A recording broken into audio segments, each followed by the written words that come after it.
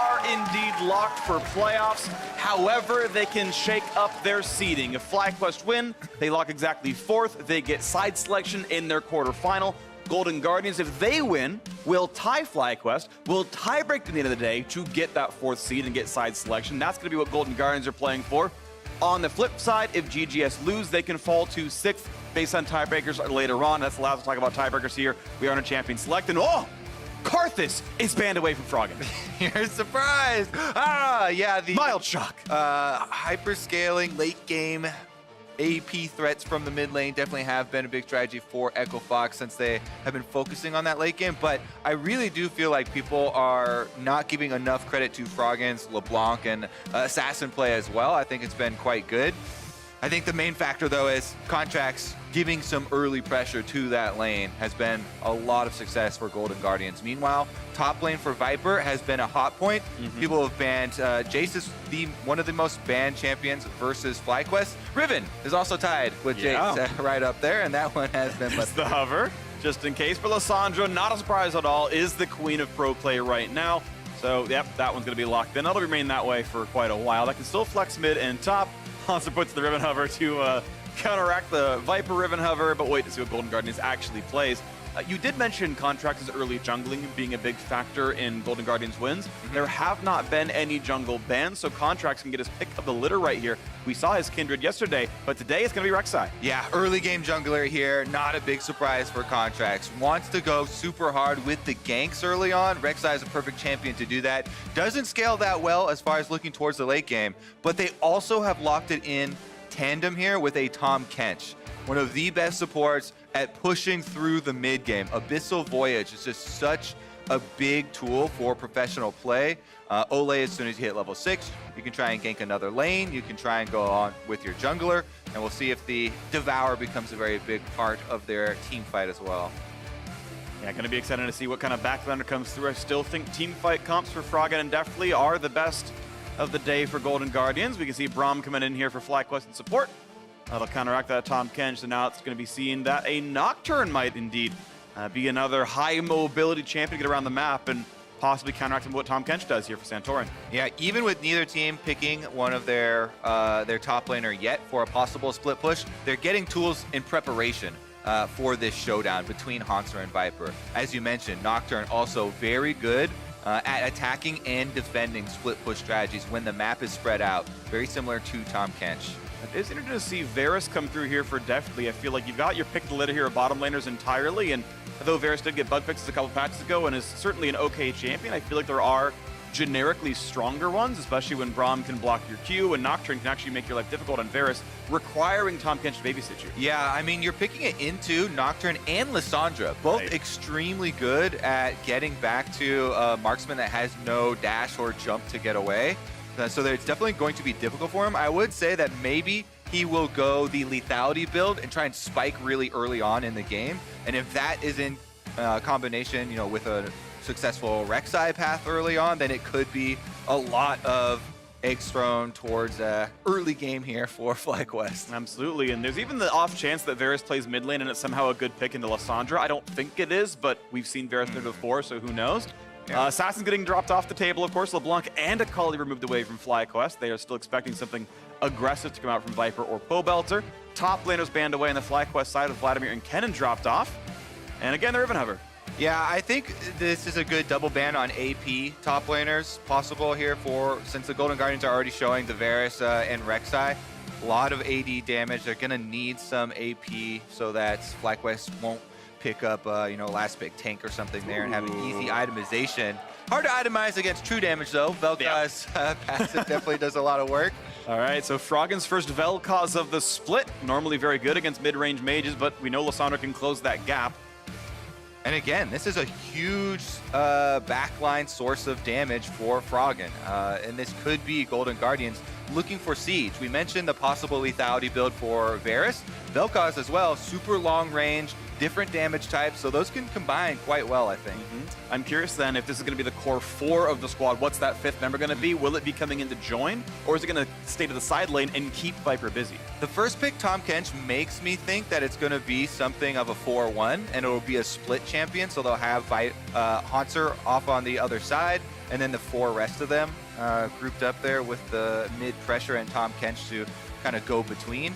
Meanwhile, FlyQuest, they finish it up here with a Lucian to complement the Braum. A classic for the bottom lane, kill lane. Really strong aggressive dual lane. Varus can, with his extra range, do some decent things there in the bot lane. And Cho'Gath will come through for Hauntzer. Got buffed a couple patches ago as well. Wonder if we're going to start seeing it in pro play. I believe he should not really be bullied at all by this Aatrox, or even the Lissandra based on what matchup actually comes through here. I think either way, Hauntzer can feel comfortable in the one-on-one up there and keep his opponent busy.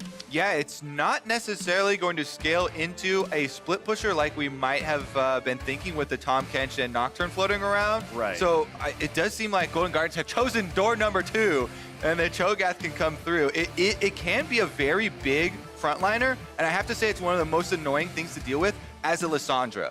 The Claw is very predictable. You know exactly where Lissandra is coming in, and unless she instantly has Flash, it's very easy for Cho'Gath to land that silence. Yep. Very big AoE, and you can combo that with knockups quite well too. The only drawback of Cho'Gath as the main tank for a team is that the crowd control are skill shots. It's not guaranteed. It's not point and click, so they might need some setup, maybe a Flash knockup from a Rek'Sai or something like that, or just good play and hitting your AoE skill shots. All right, gonna be a fun one. A couple of new champions coming out here. We got Vel'Koz, first time of the year here for Froggen and Cho'Gath. Almost certainly the first of the year for the LCS. I don't remember seeing that champion at all yet. As we get ourselves ready to go onto this one, it's definitely a poke team, a tank top laner here for Hauntzer. We'll see how much he joins the squad, as Haunting Nocturne for Santorin is gonna be trying to get to those side lanes and you know, find those 2v1s or 3v1s against the Cho'Gath, or pick off a Vel'Koz as time goes on. Fighting for playoff position right now, FlyQuest and Golden Guardians doing battle start out the day. Playoff implications are here. Let's get ourselves into the game. Summoner's Rift awaits. 2 playoff teams already qualified, going at it early. Let's see what we can get here. Stopwatch on the side of Santorin, as well as Froggen and JayJ. Always count your stopwatches early on in the game. Those might be the sites of tower dives. All right, so as they square off, waiting to go into playoffs, if you need a way to rep one of these teams heading into playoffs, make sure to check out the official jerseys on lcsmerch.com so you can be super fanned out for the postseason. Maybe we'll see you in St. Louis, and you'll be wearing pretty, pretty colors. And remember, the changes that you mentioned in 9.5 for Cho'Gath were simply easy damage increase on the Vorpal spikes. A little bit of extra flat damage, so those autos will be a little bit stronger. Helps out with the wave clear as well. Yep, pretty meaningful buff, actually. I think Cho'Gath is completely viable, and good to see him back around. I've been waiting to see which kind of tanks would show back up in the meta, and Cho'Gath one of the first ones to reappear. It's been very mage and fighter heavy up there. It's funny you mentioned that, because I've been talking to so many of the top laners and teams as well, and I've heard a lot about Maokai, but we still haven't seen him picked. Maokai and Hecarim have gotten a lot of... Speaking of tanks getting picked, Olleh at half HP in the lane even starts. A couple autos by Deftly, but certainly a health lead there for FlyQuest. Yeah, try and trade back a little bit there, but that's going to be a nice little start to the lane for WildTurtle and JayJ. Especially with the Braum Lucian, that's going to go a long way. Tahm Kench is the one that you want to target. Yeah, of course, pretty standard lethal tempo here for Deftly. If you land the E, get the attack speed right afterwards and push. First, will still go to Golden Guardian's side. It'll be slightly under the FlyQuest turret, but there's room to auto if you need to. Now, pretty simple clear in this mid lane. Yeah, mid lane here, just trying to wave clear for the early stages. Definitely do have good setup on both sides, by the way. Since Rek'Sai can flash in for a knockup, followed up by a Vel'Koz knockup, it's the jungler setting up the mid laner. Meanwhile, on the other side, Lissandra is the one that has to set up for Nocturne, but she definitely has a very easy time of doing that. So that's why you can see Froggen has taken Cleanse on the Vel'Koz as well.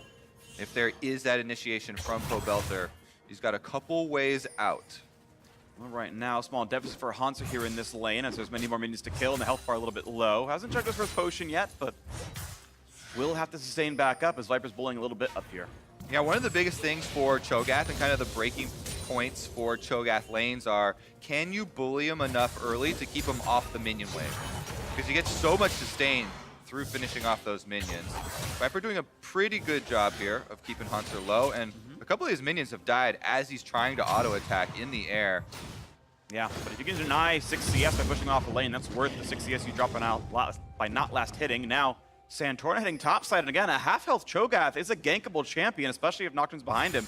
There's just enough runway up here. Flashes are ready. Yeah, and it's still pushing forward. Finds one knock-up, and depends what he does. If he walks forward, this is a gankable. It's for sure gankable. I thought he was going to go on the knockup, but if they see him, all they need even is a little bit of vision right now to know that he's still in this lane. Hauntzer has been pretty careful. Okay, we're going to see mid lane first. An easy claw for Pobelter makes him safe, but now it's to the top side. He's so far away. There should not be a way out for Hauntzer. Pulled back in, the Dustbringer in as well, and he's just going to try to last his minions, get a little bit of gold, but he's not long for the world. First blood goes through to Santorin. Yeah, you could tell he felt uneasy about the positioning, trying to hide as long as possible in the brush, but patience pays off for Santorin, camping there for the top laner. Viper is able to get a lead in the lane, and Santorin's able to get the kill money on Nocturne, which will fund the early warrior enchantment for more cooldown reduction and damage behind your ultimate. This is going to be huge. Nocturne, a champion that can definitely snowball very effectively. Looking at these lanes, Cho'Gath, no escape. Froggen on the Vel'Koz has to use summoners for escapes as well. So both those solo lanes are very, very good Nocturne targets. And you can see Deftly putting in the early summoner heal, which I think is it's okay because Ignite would have cut that in half, and he was worried about the all-in coming in. So chose the very risk-averse play, but now one less summoner means that fight could look really good. They're going to find things like now. Nice by Olleh to grab him. That stun won't land. That will be a living Varus, but the health bar now quite low without a TP to get back to lane. Yeah, I really like that. You want to devour before the last auto comes in so the damage doesn't go off, the proc doesn't go off. You don't always want to wait for the CC to land and then take them out of the CC. Does deny some damage there. WildTurtle and JayJ, though, still very solid hold on this bottom lane, pushing up, and that means easy dragon control for Santorin. Will Contractz get anything done on the top side?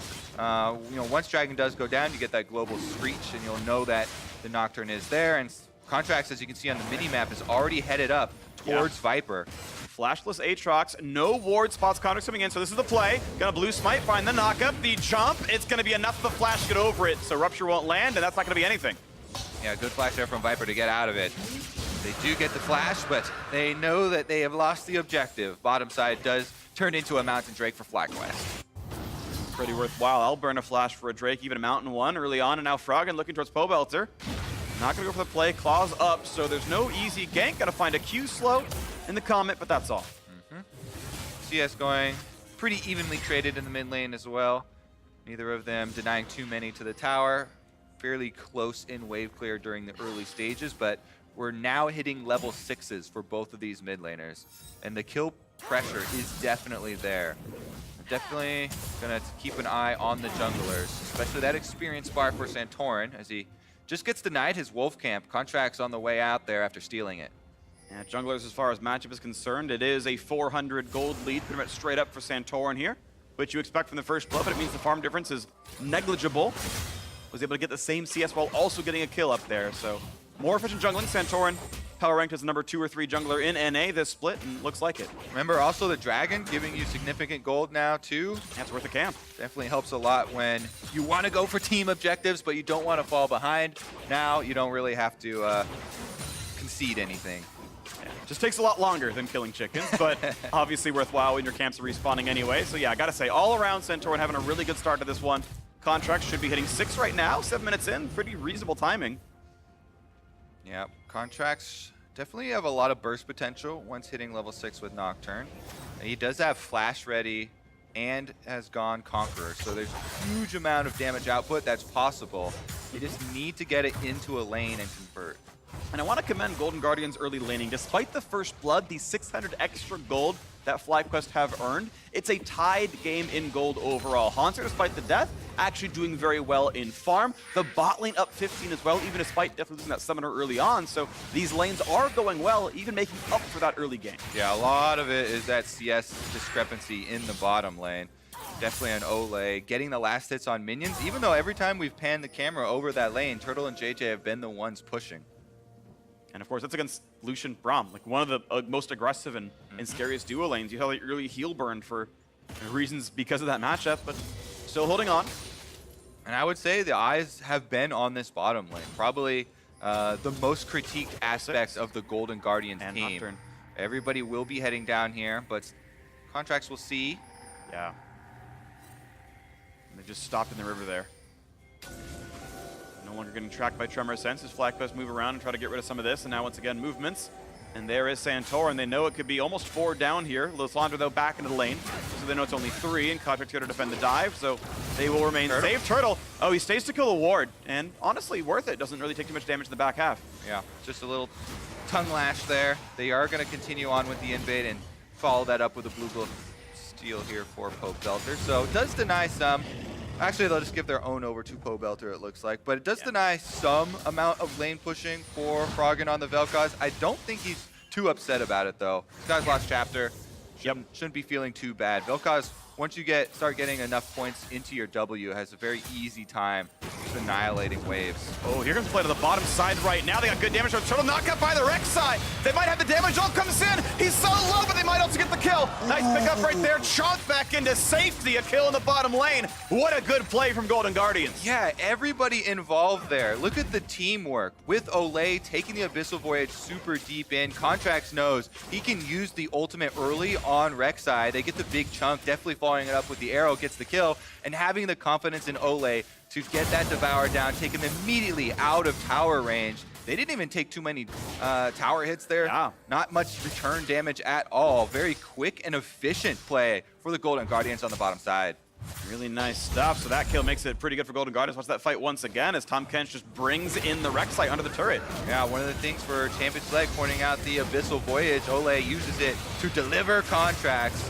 After the damage there, thought he might be able to slip away, but Deftly lands the Q. Yeah.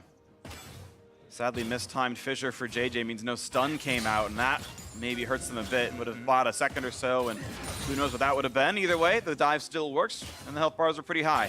The Golden Guardians now sitting on an 18 CS lead here in bottom lane. First 100 was already the mid laners, but next up is Deftly.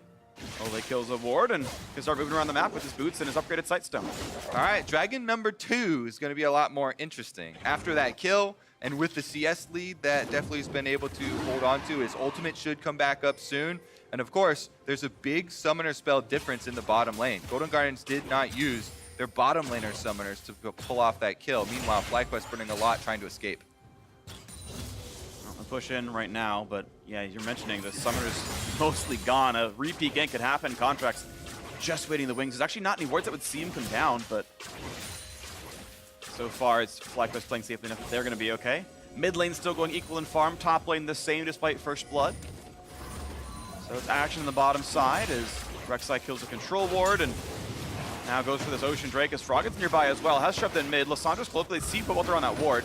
Yeah, just pull it out, and I think they should be able to go for it. Santorin does have Paranoia available. He can join the fight. He can go for a Smite Steal.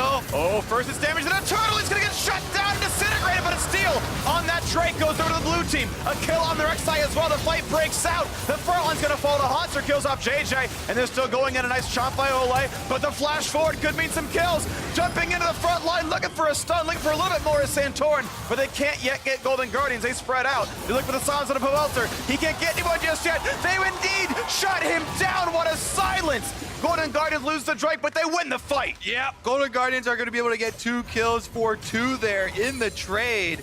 Dragon for Santorin as he slips in on the Nocturne and is able to grab it, though.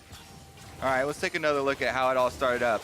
WildTurtle walks up, and Froggen was looking for him the entire time. Immediately takes out the enemy AD carry. But on the other side, FlyQuest destroy the Golden Guardians jungler, plus taking the Mountain Drake. And with Viper heading down here on the Aatrox provides a huge amount of damage. They chase through, and Pobelter actually oversteps with that claw. As we said, it's very easy for Cho'Gath to land your silence on the claw. You know exactly where Lissandra is coming through, and Hauntzer from the brush is able to get a very easy silence. They turn it around and pick up the extra kill there to even it up.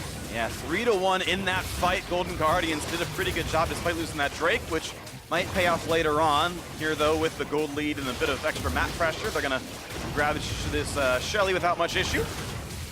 And we'll see where that one goes. Who they're going to donate 300 gold to with a couple of plates. Keep in mind, plates are dropping in 50 seconds. They gotta summon it soon if they want extra gold out of this. As they send their dual lane top side, Ruin King already done. Moving towards the Zeal upgrade is Deftly most likely. Probably a Hurricane. Rek'Sai goes back towards mid lane, so maybe it will be donated towards Froggen. Just, yep, there it is, the summon. And 320 gold will go to Froggen pretty soon here. Yeah, I mean, we already saw what he was able to do with a spell combination onto a backline member, taking Turtle down by that Tri-Brush. You get some extra money on him, the Ludens is already done, and it will be very, very difficult to deal with this early pressure. A lot of damage for this JayJ. I could almost see the ult getting committed there just to force more cooldowns out. They will kill off the Herald before another plate drops. We saw Contractz and Froggen share the money, so 160 apiece, and then Olleh rotates right back to top side to push Turtle out. Nearly gets caught out, but able to dash to safety. Very good use thus far in the game of the Tahm Kench. The Abyssal Voyage on cooldown basically either to set up ganks or make plays across the map, transitioning from objective to objective, and the Golden Guardians are on a very good pace here, and keeping up the tempo quite nicely. Golden Guardians, keep in mind, if they win this, they can fight for 4th place in the regular season. This is a team that got back-to-back 10th in LCS and Academy, and then started 0-4 in this season. And they are pushing forward. They are now the odds favorite with how this game is going of being the 4th seed in playoffs with the roster shakeup. I mean, truly, in my opinion, a remarkable turnaround. Of course, more games to be played, but impressive all the same. FlyQuest, of course, in 4th right now, but that could slip. And we'll see as they continue to try to do battle here. Pobelter clearing away the mid lane, and we'll see what the next step will be. Nocturne ult is back available for Santorin. Yeah, right now it's very dangerous for FlyQuest. They don't have much deep vision, so you can see just kind of heading through the river, trying to get a little bit of neutral territory to work with.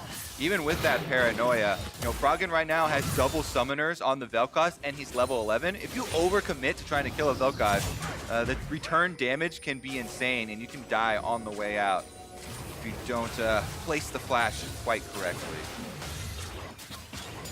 Watch your backliners then. Definitely takes a bit of damage, but actually 0 because Guardian's a pretty good keystone. And still waiting. Both junglers kind of near that top side a little bit. Rek'Sai and Nocturne both just a few seconds away from joining in that fight, but not just yet. Still wave clearing the mid side. Luden's Echo done this time around. Froggen does have a blue buff. And it's just a trade of farm down there. In fact, equal CS exactly at 1540. And they've fully committed to the lane swap here with the Dragon coming up very soon. I think this does give advantage over to the Golden Guardians because they're the ones with the Tahm Kench and their duo being top. They can just have the duo back up a bit if they really want this Ocean Drake. And one Ocean Drake aside would be very good for them. Mostly the second Ocean Drake, if FlyQuest got it, would be a huge denial because, again, a Varus plus Vel'Koz grouping up is definitely difficult to go with, even though Deftly has gone with the on-hit build Varus rather than going with the poke lethality version. Still very difficult to deal with the long-range ultimate snares into Vel'Koz damage. Someone can get combo down. Absolutely, and keep in mind that the new mage items as of like a year and a half ago, they don't give basic mana regen anymore. If you're staying out and sieging for a long time with someone like Vel'Koz, you will eventually boom. We've seen team fights like that where the mage comes in at 10% mana because they've been laning so long, so will have effects to Vel'Koz coming across team fights. Looks like no contest at all. Golden Guardians have the map control now. 1,700 gold lead, gets pressured a little bit more. That Ocean Drake picked up. That's going to be a lot of extra regen. All right, going to be a reset after that. What can FlyQuest do during this short period? It looks like they're just going to push in a couple minion waves here. And it's up to Golden Guardians. They're in the driver's seat currently. Rek'Sai, fully available. Almost the level 11 there for Contractz. Has a little bit more experience that he's going to need before he gets access to the lower cooldown ultimate. Bottom lane, though, will quickly take down this turret as they try and defend topside and trade. That's first turret of the game, so 150 bonus for doing that first, but fairly close, fairly small trades. The stare down! Yeah, just on each other's wards or on their own wards, just across the brushes, knowing what's going on. Tremor Sense sees JayJ, so does the actual eyesight. And that red buff is going to be stolen away. Oh, Froggen finds some damage. They can actually burn this. Ult comes in. Well, they could kill JayJ. He doesn't press the button. Contractz could have gotten a kill right there. I think he's guaranteed to die if he presses it. I think the damage ticker wore off. You have to have pretty recently damaged Oh, him. did he not land a Q? No, I think... Or did I get blocked by the We're field? going to have to see a replay. Okay. You know, there's definitely a couple factors there that would contribute to it as he was able to back off, but definitely was a dangerous situation. I think the other contributing thing would be that they had no vision of any of the rest of the members of FlyQuest. And that right there was actually a display of restraint from Contractz. My. Yeah, that's some nice burst damage from Vel'Koz when you get all of the spell penetration added in. This is why people rush the Oblivion Orb. Oftentimes they'll just sit on the Oblivion Orb and go for their next full mage item afterwards. But that in conjunction with your Sork Boots and a Luden's Echo is probably one of the peak points of burst damage. They press Nocturne, they press TP, they're going for this fight, they're gonna jump right in! Look at the crowd control! Trying to pick out Froggen, trying to kill anyone they possibly can. Definitely gets saved, but they're not gonna save the Vel'Koz. 1 for 0. Hauntzer late to the party, he couldn't TP right on time. They find a route, but JayJ has a stopwatch. Can they re-engage? They're gonna try. Oh, that's a big chop, but killing for the Hauntzer. Very tanky, still has to flash away from that stun. 1 for 1 long term, but killing a mid laner worth a lot more. That was definitely a great engage by FlyQuest, but Golden Guardians still get a kill on the way out and do trade. Now they should be able to hold the tower as well. Froggen burns both summoners, does go down in the end because of the Nocturne ultimate, and a really good move there from Viper on the Aatrox to create some space. Okay, what a tight one. That was a nice engage there by FlyQuest. The Nocturne ult turning off. Teleport Hauntzer had to walk. The fact they got one back is pretty impressive. Nice flash chomp, or I should say chomp and the flash out for Hauntzer. Yeah, let's take another look at this replay on the Braum. Contractz did hit the Prey Seeker. Unbreakable blocking. I think it still does add the damage. You still get tagged here. So maybe he didn't think it was going to get him low enough while he was still in range. Yeah. And didn't want to take the chance. Here we go, though. Teleport, initiation, flash knockup from Braum does land, so that prompts the Devour. You can only devour one of your carries. He chooses Deftly there. He's able to get him out. So Froggen, even though using both summoners, is the one to go down. But the ultimate from Deftly locks in place JayJ, so he has to stick around. Hauntzer just got off the ultimate as the dash was going through. Yeah. So the damage completes, and they're able to pick up the counter kill. And that means you got a 3-kill Cho'Gath in the front line, and the only one really able to kill that one is going to be, to be fair, it's a pretty good build for it, this Lucian here with Blade of the Ruin King and the Black Fever to punch through it. But this is fast approaching a very tanky Cho'Gath, who's going to be nigh unstoppable and will eat through frontliners. And meanwhile, you've got more deliveries down here. Naga comes in for Rek'Sai into the Vel'Koz chase. Ult towards WildTurtle puts him at 400 HP. Under the turret goes the rest of FlyQuest. They will just barely stay alive, but pushed off this wave. This should be a mid-turret for Golden Guardian. Yeah, and this time it's 2 summoner spells blown from the FlyQuest carry. WildTurtle has to use his to get out of there, and a large chunk of damage sustained. It means map control for a little bit. 50 seconds on this Drake coming up. You'd usually want to reset around now and get your wards back up. Keep in mind Baron alive as well. Hauntzer gonna kill this control ward. He'll spot Viper. He's pretty safe here. Gotta say, Golden Guardians making a strong finish to this season. Really making a good case for themselves as far as setting up in the playoffs. Santorin definitely has been one of the most outstanding junglers of the LCS this split, but they're in a very difficult point in this game. Golden Guardians are poised to be 6-3 in the back half of the split, which is honestly a very impressive run. It's about what Team Liquid's got based on how their TSM game goes. I mean, they did get a decent amount of senior members that people were very excited for. You know, having Froggen come back, Hauntzer, a staple top laner for North America, really did create quite a lot of hype. And with everything coming together towards the end, definitely will be fun to watch that playoff run. Currently, definitely does have Olleh right next to him. Easy devour for safety, but the Dragon is available, and FlyQuest are trying to set up for it. Drake's alive. Mid lane's going to be pushed by both sides pretty equally here, and FlyQuest already on it, though. Can Golden Guardians stop them in time? Frontliner of Braum, big damage in. Picked up in the Cloud Drake, but now they're still going to be chunking down this front line. This is a very, very tanky Cho'Gath, still at 1,000. Root's not going to land out from Deftly. Looking for the slow. Not going to find Olleh there either. Ruin King pop. Will he go in? No. Pobelter will save that one. But JayJ is now on death's door, has to run away. Drake picked up, no casualties, only regen now. The mid lane turret's already gone, so just the wave clear. All Golden Guardians gonna get. They actually had a ping up towards Baron too. If they push this mid wave and move towards Baron, they might be able to bait FlyQuest in. There's a lot of damage that's available to the Golden Guardians. If they're able to, you know, secure this vision control and make FlyQuest walk towards them. They're trying to bait it. They're gonna find, not quite Santorin, only some damage. They were hoping someone would face check, so they couldn't get that kill. Most ults are available. Braum's nearby, healthy enough to fight. Only some poke from the Varus, nothing picked up here. That was a nice attempt by Golden Guardians, trying to play around that. Didn't get anything for it, though. Back to the mid lane, and an easy reset for both sides if they want it.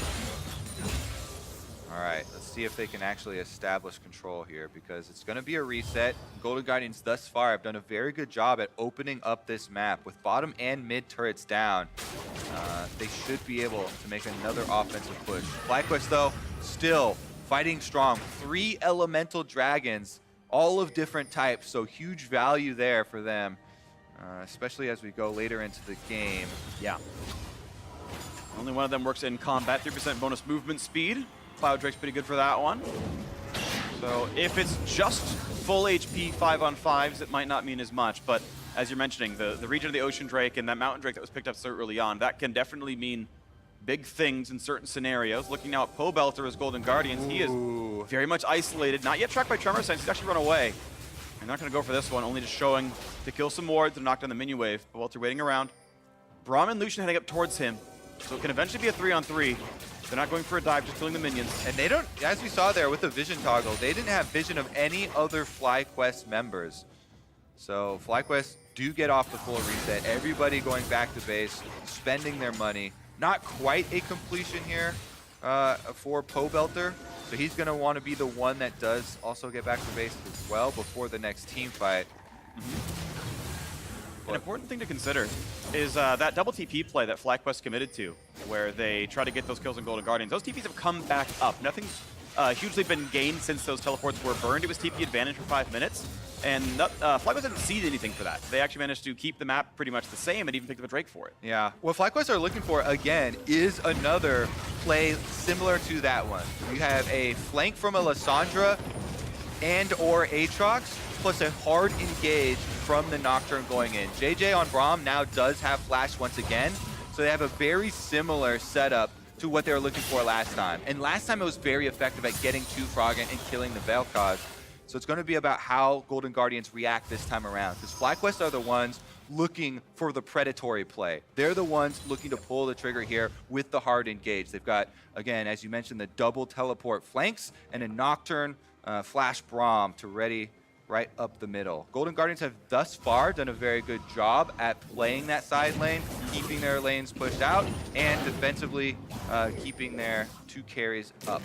As you mentioned at the very beginning of the game, the stopwatch tracking is now broken for Froggen. So what he bought 2 seconds with the last team fight, he can't do anymore until he finishes a full Zhonya's Hourglass, which he might be building towards now. We'll have to see. He hasn't spent in a while. Yeah, he's got 2,400 going back to base here, with most of the components to build that item.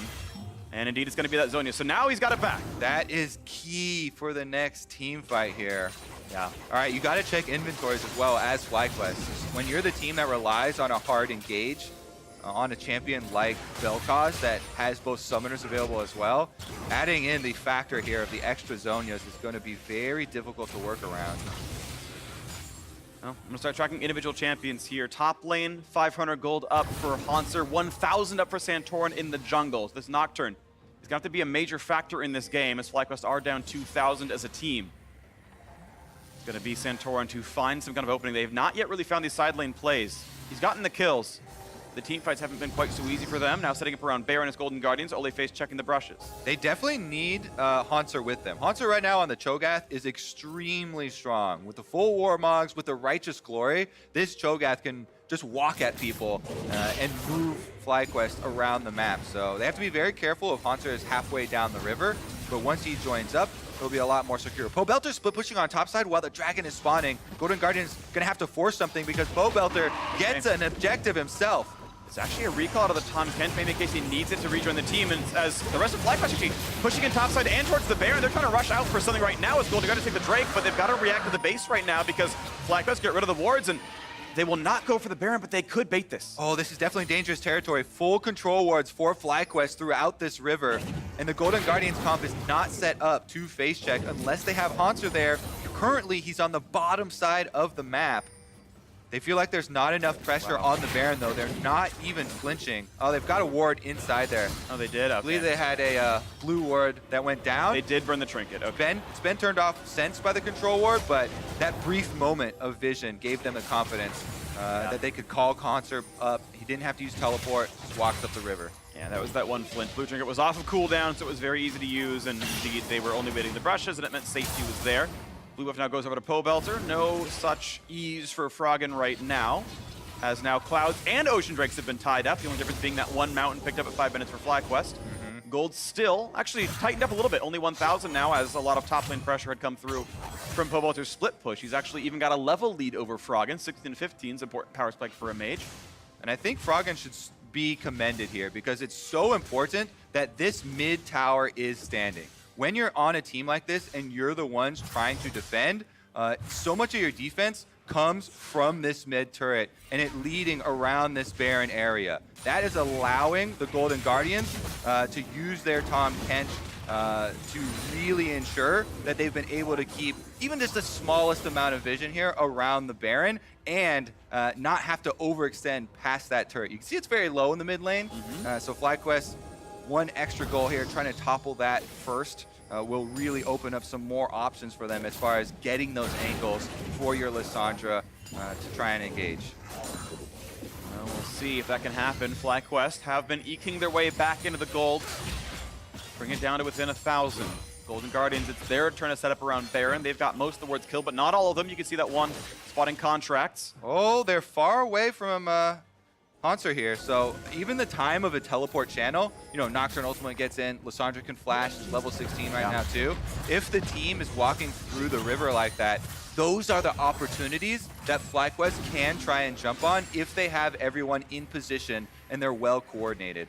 Both teams now, though, with vision throughout this barren river. And FlyQuest have tied the game back up in gold. In fact, they were momentarily ahead for a little bit as the bot lane outer fell, and they are eking these advantages out. They have better silence. They have 2 teleports. And the turret's now 3-2 in their favor. The gold, pretty reasonable now. This mid-game, the very, very slow mid-game, is just growing and growing towards FlyQuest. And once again, you can see Froggen, he clears the minion wave, then hugs this tower once again, always going right back to that mid tower. That's such an important point of defense that has kept this Golden Guardians composition afloat here. And one thing to point out is the hard engage tools really aren't there for the Golden Guardians side. It's Tahm Kench flanks or, you know, hopeful ruptures out of this Cho'Gath. Cho'Gath, Righteous Glory is your best bet. Walking at him. That's not as good as literally Lissandra. So, you know, that is part of why this game is a little bit slower. Now looking for the play. Over the wall into JayJ, but he jumps back, does not get knocked up a second time. Looking now is Tahm Kench. This time they might have the damage up, but if they do, they found the kill. Just like talk about engage tools, they get the jump over the wall. That turret just barely fell, and they had the vision control still. Yeah, what about Rek'Sai tunnel? Contractz is able to get in there, and Golden Guardians is going to take that opportunity to start up the Baron. Damage is going down, and FlyQuest are circling. They can sustain this for a while. Teleport's now coming in. This is going to be the 5v4 to decide this game, most likely, as Viper coming in from the sides, push around a little bit, but not yet slowed. The flash in for Contractz finds a bit. He's going to ult and run away and dash, and Viper stays alive. Ult for flash there. Hauntzer does have access to the Cho'Gath ultimate, too. If they go for a Baron burn, Golden Guardians should have that in the bag. FlyQuest can't let them burn, but they're still going to get lower down to 4,000 health, 3,000 health here. Contract's locked up, but he's not the important one. Oh, it was almost failed, but they get it anyway. They get the pickup, but they have killed the Rek'Sai. So a 4-on-4. JayJ, though, is back alive. Golden Guardians need to make a very good retreat right here. They are missing their jungler. Viper and Santorin waiting to come back in. Who can they find? This could be kills based on how it goes. No knock-up yet. Viper has no ult. They found the knock-up in the back line, though. They found a little bit of damage, but not yet a stun. They're going to split back up, but now you've got the frontliner right there in that Nocturne. You got decent damage. Turtle's picked up Olleh. Here comes the old in for Froggen, and he finds one. Look for a second, but can't get it just yet. You still got Hauntzer safe. Look at the GA. Slowed down as well. Froggen's already dead. This could be the ace for Baron. He saves a second and a half. He's going to try to get the kill. He gets one. He looks for more. He's got some damage, but he doesn't have the health. That's going to be the kills picked up. An ace for FlyQuest. Raid boss down. They finally take out Hauntzer. Golden Guardians securing the Baron, but losing everyone's life. And they're going to push in for at least one turret. Contractz died early, but he can't defend 3. The turret is all they're going to get. FlyQuest going to reset. Look at the gold right there. It's a out the head for them. Whew. Baron buff taken off the map as soon as it was put on the map. FlyQuest collect all of the kills and an inhibitor turret here. Let's take another look at how it starts out as Contractz walks up on the Rek'Sai and gets interrupted in the tunnel there. Nice job by Viper. And even though that Baron showed 61 health, they still got it with the extra auto attack there, so Golden Guardians did secure it at the cost of Contract's life. Once Contractz is down though, Turtle does get a lot of damage with the culling. Santorin and Viper do get the flank off.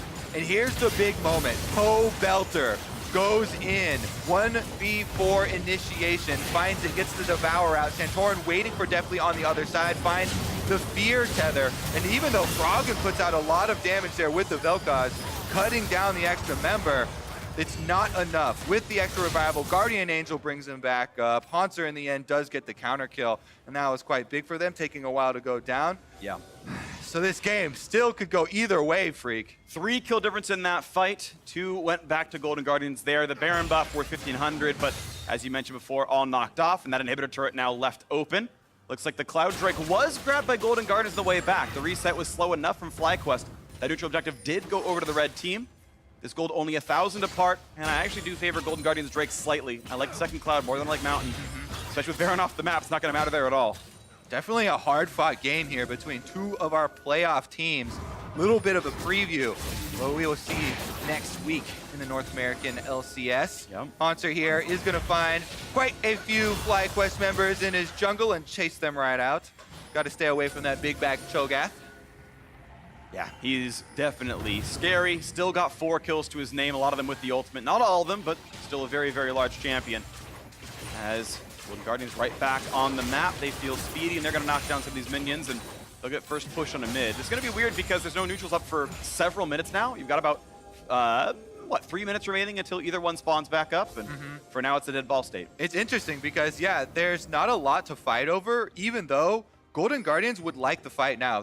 The Guardian Angel power spike has shifted to their side.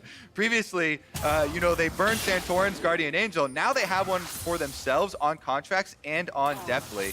Take a look at that gold graph, though. Big, big comeback as far as FlyQuest getting all of those kills around the Baron, chasing down the Golden Guardians. They've really brought this game back into a territory They where might they catch him. could get He's Pobelter. flashless. The ult comes in to buy some time. The zone is available. Self-ult used. Now there's no other way out. The stopwatch is burned. Even Hauntzer shows up and gets the feast. He grows even bigger. Yeah, they definitely wanted to fight. That's going to be one pick for themselves, but FlyQuest are pushing out the lane. So remember, there are no neutral objectives to capitalize on, meaning that just one kill going over is a lot just about the cooldowns that you get along with it. Zhonya's isn't that long of a cooldown. Self-ult is even shorter of a cooldown, so Pobelter does buy time, and that in exchange for a teleport means it's not too big of a pick.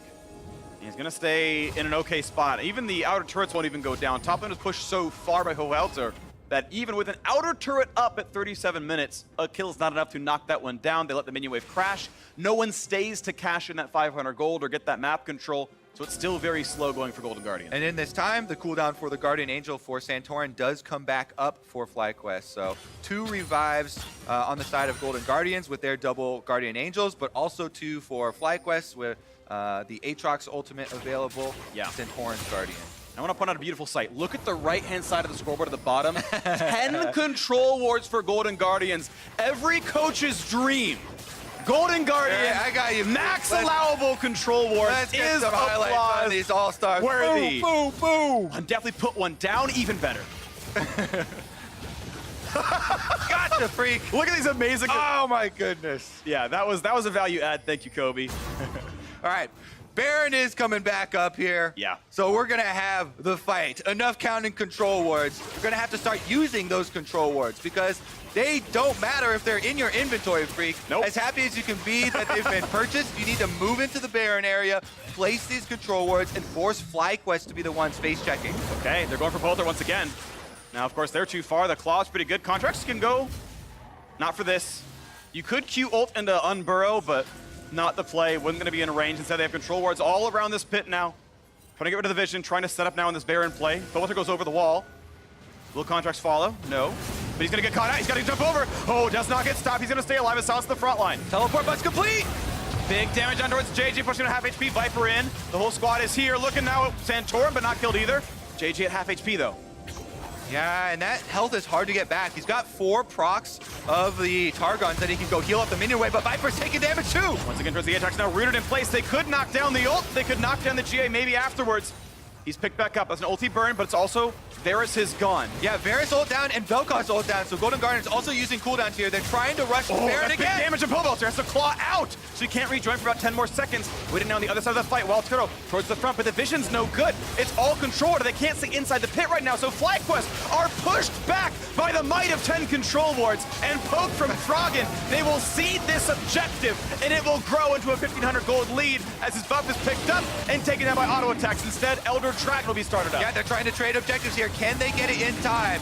Teleport's also being used to the bottom lane. It's still gonna, 4,000 health. They should be able to burn it. They're gonna try to burn, and they're gonna get this one picked up. There's a pretty big buff right now, and better combat stats, I would say, for FlyQuest buff. But mid's gonna be pushed down. That turret will be given away. FlyQuest will recall to match this one, and Viper better be careful. If he's caught out, he could die for this one. They're zoned off from this tower, though. It should go down here. Definitely has plenty of attack speed. Oh, they found Pobelter! He caught himself! Oh! He didn't take the recall! He looked for a flank, but he was found out! That means the turret's going to fall, and the Golden Guardians push to fourth is still alive. They will keep going for the base 5v4, Kobe. Critical kill there for the Golden Guardians. Now it's 4v5 for FlyQuest at their nexus. They've got to defend. They have the Elder Dragon buff. They've got the stun. They've got damage from Turtle towards the back line, but no, JJ's going to die first. Look at the dive. Not going to happen. Definitely saved up by Olleh. The cluster happens. Another kill comes through for Hauntzer. They might have done it. A 6-3 back half of the split is in their sights. They find the knockup and a Guardian Angel,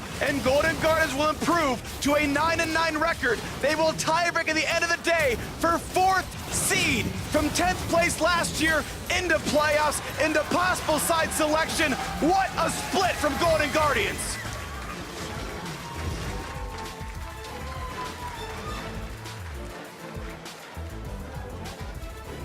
Everyone was wondering if it would be a triumphant return to the LCS for Froggen or not. Yep. Wondering, after so much time off, does he still have it? Not only does he still have it, but the rest of the team is coming together so well around him. Team play coming through from even the rookies on this squad. Yep. Deftly, Contractz, cleaning up so much during this split. Golden Guardians in the back half of the split went 6-3. Those losses were Cloud9, TSM, and Team Liquid. They're not playing any of those teams first round, guaranteed for sure. So the only teams they can play in playoffs are exactly FlyQuest, who they just beat today, and that's a good setup. We are going to get another preview in this matchup later today. Get a tiebreaker. FlyQuest will have their chance at revenge. It's not over yet. It's not over. It'll be a battle for seeding who gets side selection in that quarterfinal, in the chance at top 4. That's going to be a big battle here, and it also means, of course, our next game will determine the last team to make LCS playoffs. Win, you're in. Losing, you're out. That'll be exciting. The Golden Guardians spent some time talking about them. They have turned it around from the 0-4 start to this. Yeah, and I like that they have done it with things like Karthus and Vel'Koz here. You know, there are unique aspects to these champions. Yep. High damage output, super long range, and they utilize it so well. They played it really nicely. So now for more on that victory, Olleh standing by with an interview with the jungler who forced a tiebreaker.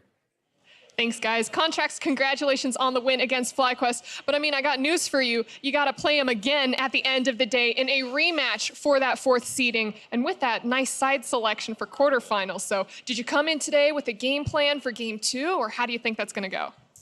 I think we're kind of just winging it right now, but I hope we win. I mean, it'd be nice to get 4th instead of 5th. Oh, yeah. Well, high hopes for both you and Golden Guardians. Wishing you the best of luck with that match at the end of the day. And for more on the game, let's hear from the State Farm Analyst Desk. Thank you very much, Olleh. Golden Guardians are on an absolute tear on the back half of the split here, forcing our one tiebreaker at the end of the day, a rematch against this very FlyQuest team for 4th place and side selection in what will be a best of 5 between these two squads. Best friends. They're winging it. They're winging it. They're winging not it. even trying. They're out there just getting all the wins, making it to playoffs. Damn, it's easy to play League of Legends. I guess so. They're making it look easy. How do we feel about that win for Golden Guardians? Obviously, it was a decently back and forth game. There was quite a bit of tension there through the mid game. Right. I mean, they started off with a blunder up top with a Hauntzer dying with an overextension, but they played really well. I'm really looking forward to seeing how they evolve as a team. When they put pressure onto their bot lane and through their mid lane, they seem to do well, and they put Hauntzer onto a tank, he does well there. When they put him on mages, I don't necessarily like it that much. I've seen his Victor, his Rise, they're kind of like, they're fine, but they're not as good as the tanks. And if they can keep focusing on their bot lane and their mid lane, I think they'll have a huge way to come hard into these playoffs. Especially with their picks. The Tahm Kench with the cleanse is so hard to gank that lane, so it's really easy to also pull back someone. It's like, oh, you're about to feed? Nope, let me take you out of here, put you back in your place. And you know that when Golden Guardians gets to survive before the engage happens, they're gonna pull off a really strong fight. So here in this mid game, they're able to take off Turtle right away, and this really just showcases that the composition, when it clumps as 4, is really hard to lock down. That's what I really liked about this game, was it showed a lot of good things for Golden Guardians moving forwards. This zone control, a lot of meatballs with some pokey backline, and then you just go to the Baron and you sit there and you just keep poking them, and if they can't contest, you have Cho'Gath to secure the Baron. So I really liked how they played to their team comp's win condition. It shows that they're being smart. And then, yeah, the Olleh Tahm Kench is, like, I think a must-ban versus this team. It's so good. Actually, your Cho point's super nice, because if you struggle at Baron, just pick Cho, and it's so easy every single time. You never have to make the choice. Like, do we smite? Do we turn? Do we do it? It's like, nope, just always finish the Baron. More damage than the smite for the opposing jungler in all situations. Let's talk about the FlyQuest squad, though, and how they performed in this game, because, again, they're going to have to rebound from this loss in just 3-4 hours and run it back. I think taking a look at this champion select initially, we're like, all right, Vel'Koz in the mid lane up against Lissandra and Nocturne. That's not a matchup I necessarily want to be in and could possibly be abused, but that's not what happened. Froggen was 1-0-2 at the outset of the game. Right. I think that FlyQuest didn't make very many proactive plays. They have a Lissandra, they have a Nocturne. I don't believe I've ever really saw them do a combination where they like ganked bottom or top together, even mid. And they kind of just let Golden Guardians take the game in the sense they gave them the control and they never try to take it back and look for flanks or engages. Right, I think they tried one time with the roam with Lissandra. They knocked on the door. I was like, hey, can we gank here? I was like, no, not now. And they just never tried again. And I think that the reason why is because you've got a super tank in the top lane, Aatrox and Nocturne are not going to kill him. And then Tahm Kench with cleanse in the bottom lane. You just don't even bother. And then when you look at mid lane, cleanse again, and you're just always thinking, this is going to be such a hard gank to pull off. We might as well do something else. So I would have liked to see them just really try that out and see, okay, how can we get the kills with the cleanses? How do we need to set up our waves, which almost always just dive the Vel'Koz into the tower? Well, I was going to say, that's the thing, is come mid to late game, they rarely had a chance to just go for this flank opportunity because they were constantly getting poked out. And I think Golden Guardians deserve a lot of credit for setting up those situations and making sure they're always poking out the side of FlyQuest. So, like, I want my Aatrox on the side, I want my Lissandra on the side, and Nocturne going in, and then someone's always low. JJ's low, Lissandra's low. It was so hard to find the right time to get all 5 members healthy and then attack. Right, and I think the reason why that was so easy for Golden Guardians to do, the casters brought it up, but they had such good vision control throughout that. One time they had 10 different pink wards in their inventory, so it's really hard to do and engage when there's so much vision on the map. So you have to try and choose a map that you want to try and take a fight on, clear out that vision, then look for the flank. But FlyQuest didn't do that, and they just looked for the flank and got picked off. Yeah, that final kill onto Pobelter is exactly that. Great vision control. They're thinking, Lissandra flank, finally we'll recall. We have the Elder Drake buff, and he's insta-dead, and the game's over. Right. So what adjustments do you make as FlyQuest then, looking ahead to this tiebreaker? Are they champion select adjustments? Kench ban. You cannot let Golden Guardians get this pick, period. Like, every match in playoffs, you can't allow this team to have it. They're using it better and better every single game. It makes their laning phase a lot easier. You saw that it was Lucian and Braum being aggressive. They were the ones down in CS. Golden Guardians managed to actually win that lane as well. So just get rid of that pick. It's way too good for them. Which I thought was really weird, by the way, because every time we pan down to there, we're seeing it definitely get beat up. Was Turtle literally just missing the CS, or were they actually doing something to make him miss? I don't actually know. Too busy autoing Deftly, not autoing the minions. What about for Golden Guardians then? Assuming a Tahm Kench ban, how do they play in a similar style, as you mentioned, maybe having that tank in the top lane and focusing on mid to bot? What pick do you put in place of a Tahm Kench that can kind of serve a similar purpose of safety? I think you've got Braum, you've got your Alistar, really tanky, hard to kill, and maybe even a Morgana. Probably not, but it is a valuable flex pick from now on, right? We saw Cloud9 play it, so now you can flex it. I don't know if Froggen wants to play Morgana, He doesn't, right? right? Is that hard carry ulti to everyone?